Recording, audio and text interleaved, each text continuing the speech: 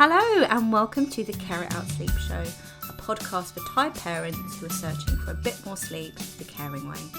I'm your host, Kerry Secker, infant sleep consultant, founder of my unique sleep approach, Care It Out, and your caring sleep supporter.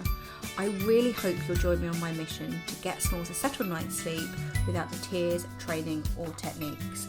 I love talking about sleep and I can't wait to share my sleep subjects with you.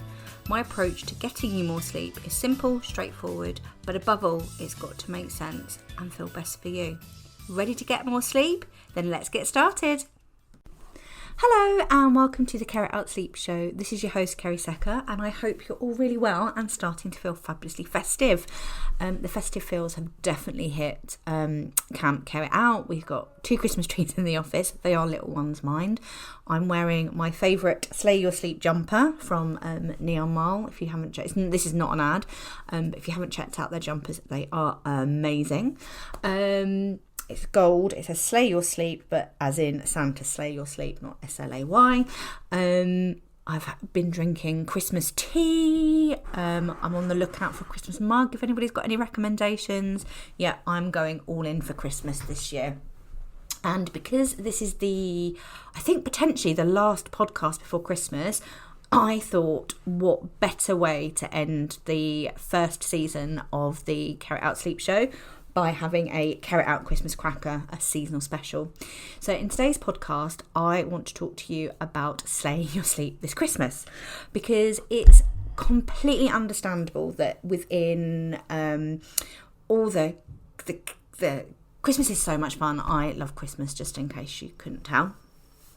But let's face it, Christmas is complete carnage and chaos. And these two things can mean that sleep can hit the skids a little bit over Christmas. It's natural and it's to be expected. And it is easy to panic and think, oh my goodness, Christmas is going to bring sleep completely off track and it's never going to get better. But changes to your small sleep, they are usually very, very short term. And usually settle once the chaos, the carnage and everything else, the crimbo limbo is past, it usually settles down.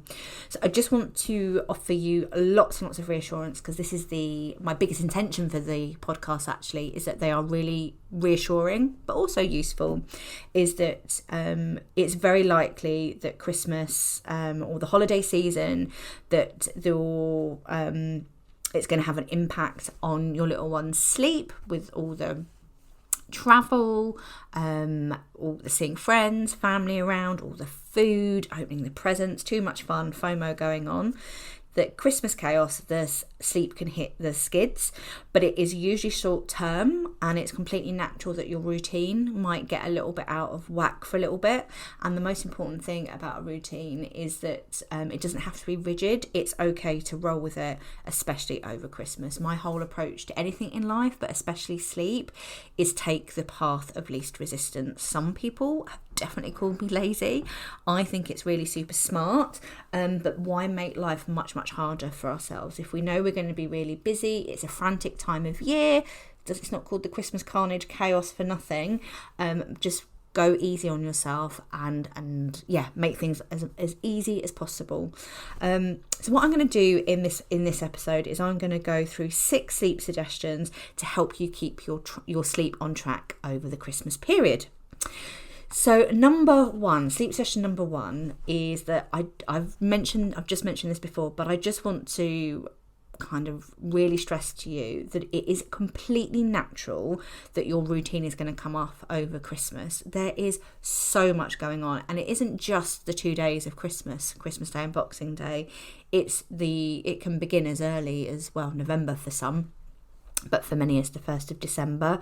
It just starts building and building and building. It just gets busier and busier and busier, and family to see, gifts to buy, Father Christmas to visit, trees to put up. Like, there is a lot of pressure on us at Christmas, and with this pressure, it is completely natural that your little one's routine might come off track a bit. And I just want you to know that this is absolutely okay, and it is okay to roll with it. over Christmas. I think lots of people think that routine has to be this really rigid thing, but there are times, and routine is important. I'm not a massive fan of a strict routine or a really rigid routine. It's about rolling with the punches, and just know that after the carnage of Christmas has passed, it does usually settle all by itself without you having to do anything after the Crimbo Limbo, and everything's settled down and you're into January. But my advice for your little one's routine over the Christmas period is that just know that it's okay to roll with it, and if you can, try to stick to your small's usual naps and bedtime. If you can, if you're visiting friends and families, I think taking things that are familiar to your little one, like a comforter, a little muzzy, a warm pair of pajamas, that can really help as well, to help them feel familiar. You might want to, if you're doing long car journeys, you might want to try and time them over a sleep time if you can, rather than being in the car when it's not sleep time, they're hungry, they just want you. You don't need me to tell you that is a highway to hell, trying to travel in a car with little ones at that stage. And also know that a missed nap or a late bedtime won't always break the bed bank. It's not going to break their bed bank, and it is okay to be flexible. Just trying to do, what I'm trying to say is just try to do what you can. Try to stick to their usual naps, or nap if they're still napping. Try and stick to your little one's bedtime where you can. Try to do the same things that you do in the run up to nap and bedtime that you would normally do at home, or at least a couple of them. Taking some books with you, familiar bedtime books from home, that can help. Taking some toys, taking some bedtime books, toys, things that feel familiar from home, that can help. And just sticking to that repetition of what you do at home in the bedtime routine. It's not necessarily where you do it, it's what you're doing. That can help as well. And just know that if they miss a nap or they have a super late bedtime, that just know that it isn't necessarily going to break the bed bank, and it is okay to be flexible and roll with it. Sleep session number 2, overstimulated, oversleep. I think I've mentioned this loads of times already now, but Christmas equals carnage and chaos. There's family to visit, friends to see, parties, drinks, Christmas activities, festivities. I find it overwhelming myself by the time, and I love it, but as much as we get to mid-December, I find it quite overwhelming with all the things going on. And it's natural that your small can too, especially really little ones. And the more overstimulated they are, the harder they're going to be oversleep. Sleep for FOMO is definitely real. Sleep FOMO is definitely real. And especially for ones that are really super alert, really aware. Maybe it's their first Christmas, or the first Christmas where they're really aware of what's going on. Sleep is often secondary, and playing and all the Christmas festivities, all the party, being with friends and family that they might not have seen, might not have even met before, let alone met before, or family that they haven't seen for a while. It can just be so overwhelming, and family and friends want to spend time with them. It's not always just about you. It can just be just a hubble, I love that word, a hubble of overstimulation for your little one. So tips that can help with that is just be aware of when your little one is getting overstimulated. You can't always stop it, and again, some overstimulation over Christmas, it's to be expected. It's not going to break the bed bank. I think that's really important. And some tips are that during the day, again, when you can, try to have some quiet time together. Even really young ones can have some quiet time. Could be cuddling on the sofa with you, just taking them out of, I know that my family is very loud. I come from a very big family, and I remember Christmas when I was younger, it was just so noisy. Like, there was so many people chatting, shrieking, singing, and that's before you've even thrown in the booze in. So even just taking them into a quieter room, taking them into another room, into the bedroom, into a dark room for a bit, that can really help switch them off from the stimulation for a little bit. If the older ones, having a bit of TV time, I think life is all about balance, making life easier for yourself. And what perfect opportunity, a better opportunity is there than whacking on a Christmas film for everybody. You might even doze off a little bit, but putting in some quiet time during the days where, and if you can help massively.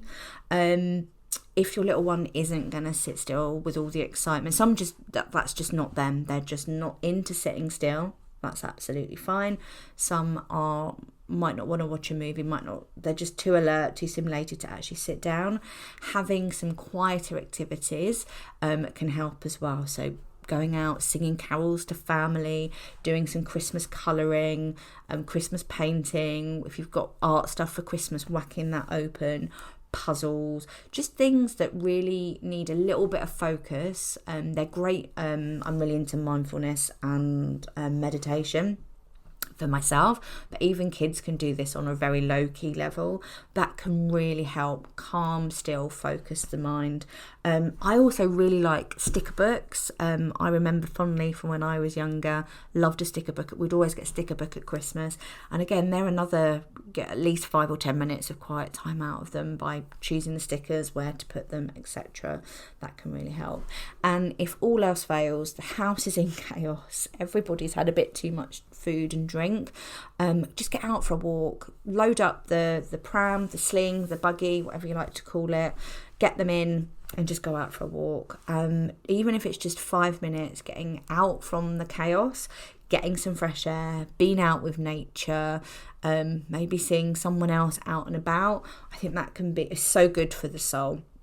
And also, if you want to, I highly recommend taking a flask of Baileys or a little flask of a favourite Christmas tipple if you can, and some mince pies as well. I love that tip. Tip number 3, sleep session number 3 is take the scent of sleep with you. So Christmas often means lots and lots of sleepovers, staying with friends, family, napping at friends and families, and this can have an impact on their sleep for all the reasons I've just gone through now. But little ones can have a really strong sense of smell, and it can really help them to smelling a familiar scent of sleep, of home, of you guys. This can really help settle them down for a nap and for sleep. Now, I'm not pretending that this is a guarantee or a given, like a miracle cure, because that's crazy. I'm just saying that it could help. So things that you could take with you if you're going away. And again, Christmas evokes so many memories for me. It's lovely to reminisce, like travelling in our pyjamas. Me and my sister thought that was the height of excitement, like going in the car in our Christmas jammies with our little pillowcases stuffed full of presents. It was brilliant. 40 years old and still remember all of those. So things to take with you. It sounds absolutely disgusting, but if you can, take a worn pair of Christmas jammies with you. And also for younger ones, taking the cot sheet or their crib sheet, wherever they're sleeping, taking a slept on sheet and putting that on the travel cot, your friend's cot, your family's cot. That can help massively too. And the other one for older ones, taking their familiar pillow and duvets, like their bedding, that can also help as well. I'm not a massive fan of I used to love sleeping over at friends' houses when I was younger. Not so much now. I like my own duvet and pillow. I don't necessarily take it with me, but I know that it's quite nice to have those myself. And the other thing you can do is take a little sleep spray with you. Now, again, I'm not touting this as the best sleep thing ever, that it's going to work, it's going to be a guarantee or given, but I love a sleep spray. I take one whenever I go on a holiday away for the weekend. If I'm having a sleepover, the rare occasion I have a sleepover these days, I take a little travel sleep spray with me. My absolute faves for babies are Love Boo Shop. I will put a little link in the notes for you. Actually, I might make a note of that. No, I will remember to do that. And the other one is the Neom do a really nice sleep scent for grown-ups as well. I'm not sure whether you can use it on babies, but for grown-ups I definitely like that, because we need a little bit of help to sleep as well over Christmas. And then the last thing, and I've already mentioned this, is just taking a few familiar toys and books with you can also help. It can help with sleep, napping, bedtime, but it could also help during the day when things get a little bit fraught, having a few home comforts, a few things that are familiar to you. Everybody likes that. So I'm not suggesting you pack the whole toy box, because if you're visiting friends and families, you're likely to be coming back with a load of stuff, I'm sure. But taking a couple of books that they know at bedtime can help, a few familiar toys, that can help as well. Fingers crossed. Number 4, sleep suggestion number 4 is just watch food and diet. And I think this is mainly aimed at toddlers and older ones. Everything is linked with smalls. So sleep, which is what I focus on, but feeding, diet, going to the toilet, behaviour. So this is why my whole approach is very, very holistic. You can't just look at one, you've got to look at everything. And let's be honest, the biggest thing for me at Christmas is the food. Well, family and friends, and it's definitely the food. Like, food plays a big part, and that can have an impact on their sleep, their behaviour, going to the toilet. It's all linked. It's a massive circle of everything for your little one. And of course, it's okay to indulge at Christmas. That's what Christmas is about. Spending time with friends and family, cooking with friends and family, having just having a really good time with food and enjoying that food. To me, that's what Christmas is for. So I would let them, if they're eating and they're old enough, like, let them indulge in a few Christmas treats, especially if they're seeing you do it, and just to know that that's okay. But try to limit the sugary food to so I can't even say this. Try and limit the sweet and sugary foods to 3 p.m. if you can. I do believe life is a balance. It comes back to that theme of path of least resistance, making things easy for yourself. But I think if they are really sugar loading past 3 p.m, that can have an impact on sleep. Some might go the other way as well, and start to go off their food a little bit. I just want to let you know this is completely natural as well. Some little ones really like to eat in familiar surroundings. So again, taking things like their spoon or their familiar spoon, knife and fork, their bowl, a placemat, sounds ridiculous, and I know it's more stuff to pack, but things like that can really help. And also, if your little one is refusing to eat over Christmas, which is completely natural, then just know that, again, that usually settles after Christmas once you're back. It's some eat more when they're excited, some will eat a little bit less as well. It's just something to bear in mind. Sleep suggestion number 5. This is a biggie. Unsolicited sleep advice. That's a mouthful, isn't it? So with spending lots of time with friends and family, it's great over Christmas, but sometimes it can get all a bit too overfamiliar. And again, that's before you've thrown any alcohol or booze into the mix. Everyone's a bit tired, especially the day after Christmas, the quimbo limbo. And it's natural that if you're spending time with family, they might start to have opinions and conversations about what you're doing with your little one. And this is really hard, especially Christmas sometimes can feel a little, as much as we love it, it can feel a bit like quarantine with family sometimes. I'm going to be honest, I don't think my family are listening to this. But yeah, I totally can feel that sometimes. It can just get really intense. Everything's magnified when you're together. And one little sentence or opinion from them, it can just blow everything. But my biggest advice about this is to know that it is completely natural.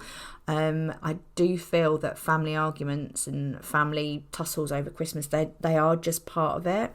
But I would try not to get into that point where you're arguing with them or getting into a battle. It's, again, path of least resistance. It's not worth it at any time. Your aim isn't to change you're not going to change their opinion on something, and that's their role, and your role isn't to try and get it to see it from their side. It's about having a discussion about it. And the more we like somebody's talking to you, the more we answer back and talk and get into that battle, that debate, that discussion, sometimes it just keeps going. Sometimes just nodding and smiling to them, thanking them for their advice. Sometimes that can be really hard, but thanking them for the advice. Say that you are going to take it on board and think about it and then carry on with what you're doing. Now, if they give you a gem of a piece of advice, because sometimes this happens, they give you a great piece of advice, then feel free. I think it's all about pick and mix. Pick what suits you and forget the rest when it comes to parenting advice. That's brilliant.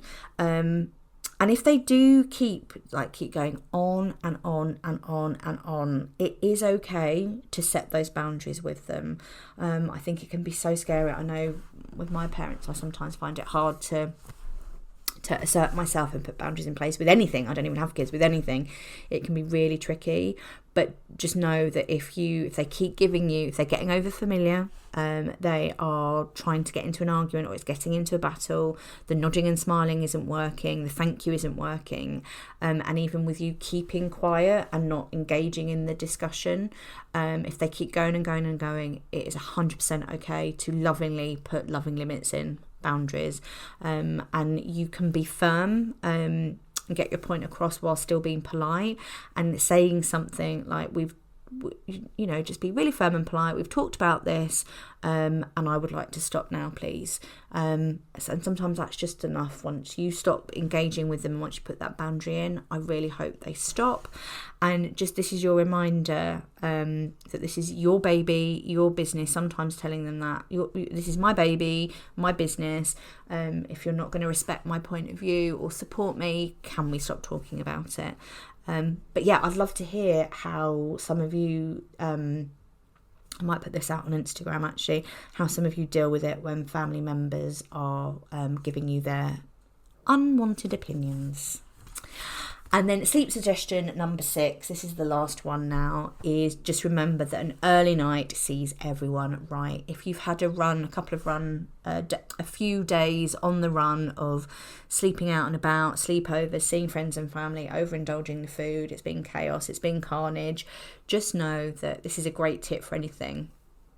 In fact, it's one of my dad's, bless him, one that he's passed down to me, is that an early night usually sees everybody right. Again, I'm not going to promise that it's going to make a difference to your sleep if it is a bit of a struggle, but just everybody grabbing an early night, getting to bed early, even having a family bedtime routine together, Christmas movie, spending some quiet time together, getting everybody into bed a little bit earlier, even if it's just 5 or 10 minutes. I sound like Tesco, but every little helps. That can make a massive difference to everybody's mood the next day, everybody's behaviour. Everybody just feels a little bit better. So I hope you found those sleep suggestions really, really useful. I'm going to try and do a little bit of a summary because I always like to wrap it up like that. So just want to reassure you that it's completely natural, that Christmas is completely chaos and crazy, and it can mean a lot of changes for your small. It's natural for their routine to roll, and it's okay to roll with it and not try to be too rigid with it. Try to, when it comes to their routine, try to keep that as consistent as possible when you can. So try to stick to their usual naps if you can, usual bedtime, and what happens in the run up to those.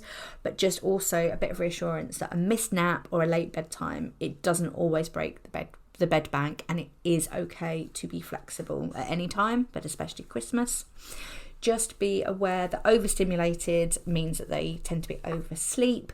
Christmas, with all the carnage and chaos, it's so much fun spending time with family, friends, having the parties, drinks and activities and festivities, but it can be overwhelming, especially for your smalls, and if they're really young. So having some quiet time, some quiet activities, or going for a walk can be really helpful.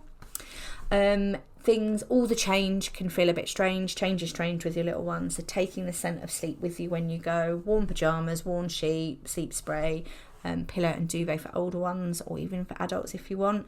Also taking a few familiar books and toys might really help as well. Food is so important at Christmas. It's all about overindulging and maybe having things that you wouldn't normally have for bigs and smalls. It's okay to let them indulge, but try to have a balance and limit sweets and sugary food to pre-3 p.m. when you can. It's not always possible, is it? And then some do go off food. Know that this is completely natural. usually settles when you get back home. Taking familiar cutlery, a familiar plate, their cup, their placemat can help. And if you're worried about them going off their food, again, it can be due to the change, but it also can be having different food. If you're worried, it's always worth checking in with your doctor when you're back. Unsolicited sleep advice is going to happen. It's likely to happen. It's natural that families can get a bit over familiar with each other over Christmas.